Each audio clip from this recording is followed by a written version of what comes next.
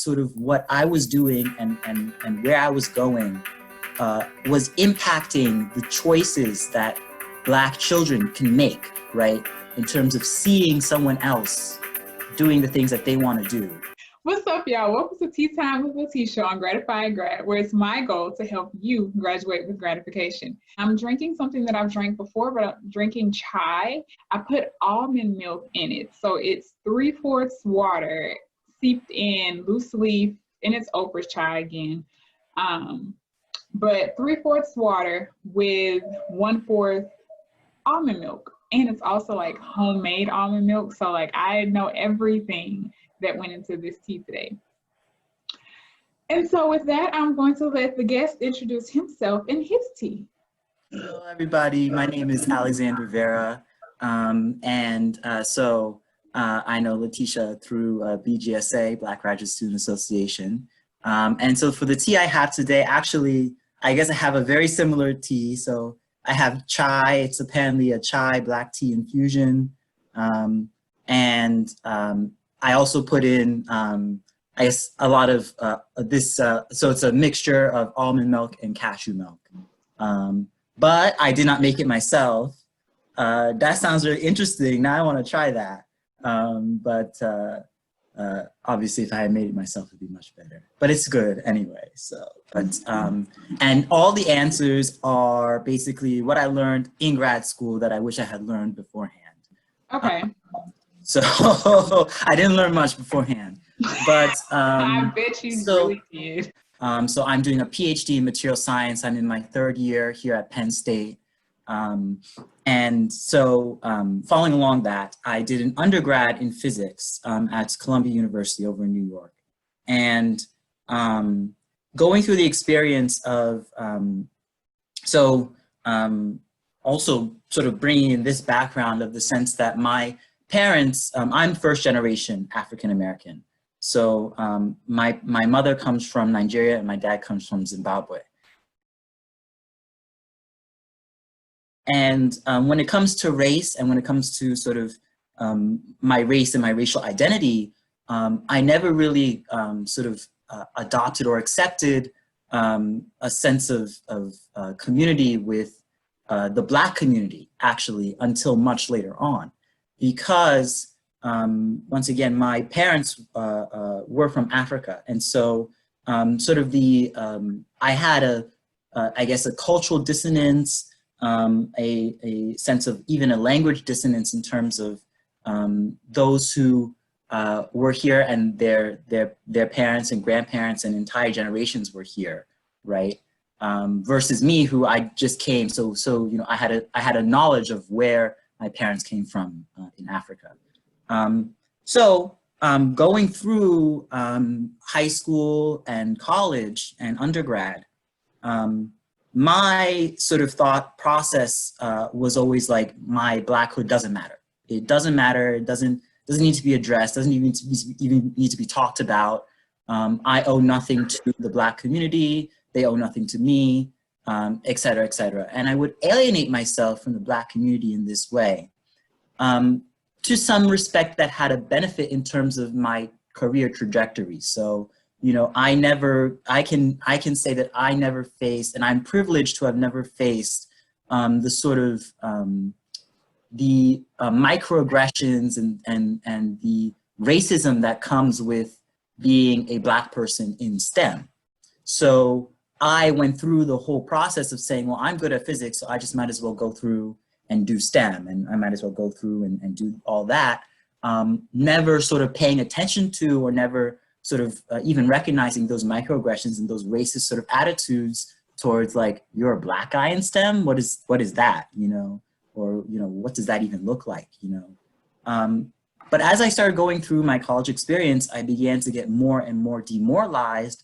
And obviously I couldn't figure out why, because at this time I had completely sort of, I don't want to say disowned, but, you know, disowned my Black identity. And it took me until I actually graduated. I had graduated. They were sort of announcing my graduation at the church that I attend. I was baptized there. So they announced my graduation, and you know, and eventually a woman, a Black mother, came up to me, and she said, you know, it's amazing to see a Black man in STEM, and it's amazing that, you know, I'm glad for this. You inspire my children to do the same. And when I had been told that what I was doing, even though I once again, I said I had no, you know, I owe nothing to the Black community, they owe nothing to me, but to know that sort of what I was doing and where I was going was impacting the choices that Black children can make, right? In terms of seeing someone else doing the things that they want to do, and breaking those stigmas, breaking those microaggressions, breaking the racism that surrounds Black people in STEM. That's when I realized I had a bigger job to do. I'm part of a bigger picture. In grad school, that's when I learned I'm Black. Interesting. And I look back on my experiences, you know, going through high school, going through college, the things that were said, the fact that there was no Black faculty. I was the only Black student in my applied physics degree. It was empowering suddenly to realize that I was doing something big, but it was also a responsibility that I realized I had in terms of representing the Black community and also uplifting those who also want to go on this path to being a Black person in STEM. I'm sure you can understand completely yourself.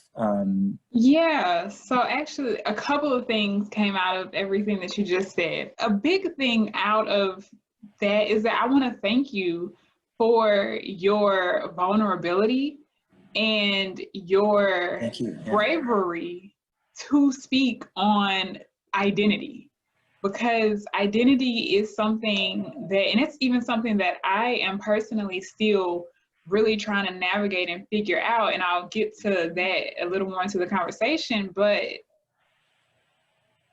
you know, the way that we come at each other today, like especially now in times like this, right? Like if you're not screaming, I'm Black and I'm proud from, you know, day one, people looking at you sideways, people questioning you. So I really appreciate your vulnerability and, you know, having this conversation with me. And so as you were talking about, you know, how you thought of yourself only as an African, which makes sense. Both of your parents are from the African continent. You know, you are American, but your culture, tangibles of like how you were raised in your household is that from Africa. I don't know, you may even have items in your home that came from Africa when your parents came over here, versus me, where, you know, in my home, we just have things that were made here in the States. Like I don't have anything that culturally comes from or directly came from Africa from my hands bringing them over here in the same sense as your parents. But in that thought process, what I am understanding is that maybe it was a form of kind of a protection in the sense of when someone said, oh, Black people shouldn't do this or Black people shouldn't do that. Well, your thought process was, well, I'm African. Exactly. So those stereotypes, those barriers that they were putting up for you weren't necessarily like, you didn't recognize them as barriers for yourself. Exactly. And I can resonate with that so much because though like I know my anatomy, right? I am a woman, but I did not grow up thinking that I was a woman or thinking like, I knew when they asked you, are you a boy or you're a girl? You know, I'd say, okay, I'm a girl, but then I didn't connect the stereotypes that went with being a girl. I remember as a little kid, I was at an ice show, a Disney ice show, and we were getting a toy, and there was either you get this sword that made a lot of noise, or you got a dainty fairy wand that was like quietly, it made like little sprinkly, no, like sprinkle is not a noise, but you get what I'm trying to say. I get what you're saying. Yeah. And I was like, I want the sword. Mm. And my parent was like, well, don't you want the quieter toy? And like me thinking back on it now, like I'm sure that my parent was not trying to force me into a specific gender role. Right. But like that ideology of like, I shouldn't get the loud sword, I should get the small, quieter, dainty wand. I didn't see that then. Right. Right. So I just saw what I liked and what I wanted. And I went through most of my life being that way. Even like the things that I do, the achievements that I make and have, I honestly sometimes think like, if I didn't have this mindset that is considered like a man's mindset, like I can get whatever it is I want. I don't have to hold myself back. I can voice my opinions. I can ask for what I want. I think that if I didn't have that assertive, like not minding to step out there, I probably would either, I don't know, I would move differently in the life that I have. And so in that same thought process, that for me as a woman was a shield for me not thinking of myself as a woman. Though now, like I realized looking at the broad spectrum, like looking at the entire world and how the world perceives me, not just how I perceive myself, the world sees me as a woman.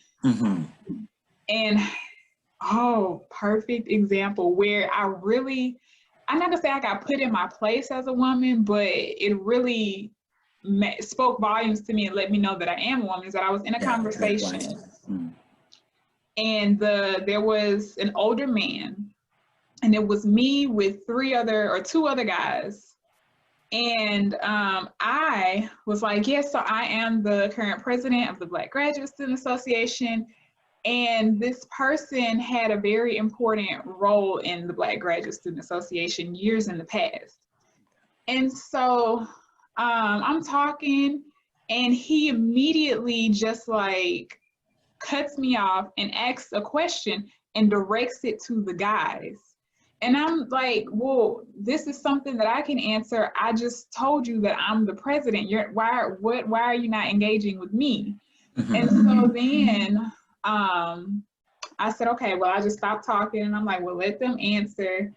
And then he asks another question. And so I go to answer the question, and then he immediately looks at the other guy next to me and starts to engage in conversation with him. And I'm just like, that's crazy. Okay, this is not just me. Like, this is actually me being looked at as a woman in society. So yeah, I completely understand and resonate with what you're saying, just on a different level. Right. And so, sometimes it, as it comes to you, it like blindsides you, in a sense, because it's like you grew up with this idea that like, at least for me, I grew up with the idea that it just didn't matter. So then I remember back in 5th grade, actually, I had moved out of New York City, and there was this this other kid who had moved out from the city as well, and I was also like the very obnoxious, like very bratty kind of kid. So I shouldn't have said what I said. I'll be complete with that. And so I remember one day, we were sitting down, and I was talking with a friend, and the friend was like, oh, like tell him like he has no friends because he's mean or something like that, right? So I turned around to this guy from the city. You see, and that's when I learned, you don't play with people from the city, right? So I turned around, I said to him, y'all, you don't have no friends, But I sort of like also too, I was kind of meaning it in like a heartwarming way, if that makes any sense. Anyway, so then he turns around, he's like, well, you don't have no friends because you're Black. And I remember that because that is the first time anyone had ever even said that word to me that I could remember. And so I started, bawling, I was crying, and they got everyone involved, and like, there's this whole discussion. And I realized afterwards that even my mother was confused a little bit, because she was like, well, you know, in terms of, you know, the whole situation, obviously she grew up in Nigeria, and for her, you know, the majority is Black, right? So for her, race was not like a primary issue. And when she came here and she hustled here to, you know, get a job, get a life, had kids, she never said to herself that her race, she never, I don't want to say that race never inhibited her, because it did. But she never sort of stops to sort of say that was a racial issue in that sense. And so she never sort of stopped to say, hey, you know, that's something that might even affect my kids, right? And so she sort of came to the situation, she was like, you know, like, wow, okay, you know, she was like, that's on you for like, you know, saying like, you know, he had no friends, which is true, right? But the sort of, you know, the racial part of it, the kind of like, why is my Blackhood a detriment to me having friends, was never really a conversation that, you know, I had with my parents until much later on, when like, you know, my mom's like, oh yeah, you know, race is real, you know? So I sort of, you know, part of it is like, it blindsides you when it happens, because it's just like, wait a second, you know, I have been going through my life, you know, like with no worries about it at all. And then for it to kind of like just blindside you like that, you're like, it drags you back to that kind of reality. But at the same time, it's sort of like this protective kind of shield, as you're saying, that sort of lets you keep yourself in this sort of zone where you can say and do what you want to say and do, and not feel like that has some sort of implication, or not feel that society is kind of, you know, pressuring you to not do those things. We all have uniqueness to our Blackness. Mm-hmm. The Western world views us as Black. And so how has your knowledge of the Western world viewing us Black, treating us as Black, how has that helped you as a graduate student? Yes. So it's helped me get involved with and have discussions with other students of color, not just Black students as well, but also everyone who falls under that category that normally Western world considers lesser. And sort of coming together and saying, you know, how does it view us as lesser? Where exactly are the points in our lives and in especially specifically STEM, where that lesser sort of comes into play and comes into effect. I've been happy to work on the Material Science Diversity Council, and although I'm new, I'm very happy to sort of hear the opinions of and sort of come up with actionable items in terms of how to sort of improve the experience for those minority students and underrepresented students who will feel alienated because of sort of these aspects of lesserhood that STEM wants to apply to them. There's that, you know, I think in terms of also mental health. So, you know, in terms of my identity and my personhood as a STEM person, as a person doing a PhD here, it was significantly relieving for my mental health to recognize that STEM is a very white-centric, a very white-dominated field, and it's going to work to make me a lesser person. And so once I recognize that's what it's doing, that's when I could work to combat that. STEM likes to try to say that because we are numbers, because we are facts, we don't see color. Like they try to say that racial issues do not play a part in STEM.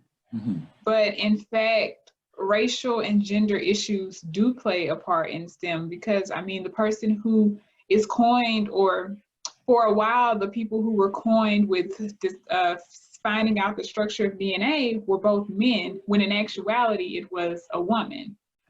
Or thinking about the HeLa cells, which is one of the main cells that are used to make all of these different scientific advantages, they come from a Black woman. But this Black woman and her family were not compensated at all, were not given health insurance or anything like that. And they took those cells without her permission as well. And so just kind of like, they don't give credit, they don't acknowledge what Black people have done in STEM. Like, I can't, honestly, me thinking now, I can't think of any time that, you know, when they talk about, oh, this scientist came up with this technique, I've never heard of a Black person. Exactly. Because yeah, that concept of innovation is not attached to our race, right? As it's defined in the white world. It's just sad. So developing a community and communicating with other people who look like you and who are your people can help with, you know, your understanding of the world around you. Yeah, exactly. So, yeah. Are there and you know, also just on that point, you know, I guess I should speak to the people who in MATC itself who have been great. So for example, like Sierra Chandler and Ama Agyapong, those are two people who, Black females, who sort of worked and they did a lot of work to sort of get together and identify that there is a problem, you know, in terms of our identity here in MATC specifically at Penn State, and the work that they're doing to sort of establish a student council and bring up diversity to the table, bring diversity to the table for those faculty and staff who are making the big head decisions. That's work that, like, you know, I'm super grateful for, and I'm super grateful to work with them for. And so that's, you know, that's part of that community building and yeah, and I also want to, since you made that plug to Sierra, I would like to note that Sierra was on last season, and she talked about, you know, what it looks like to get those things started. We had another very vulnerable, personal conversation about being a Black person during the pandemic, being a Black person and feeling like your institution actually cares about you versus seeing that they're just making a lot of blanket statements so that they can say that they made those statements. So for those watching, check out that video. I'll link it somewhere here. I want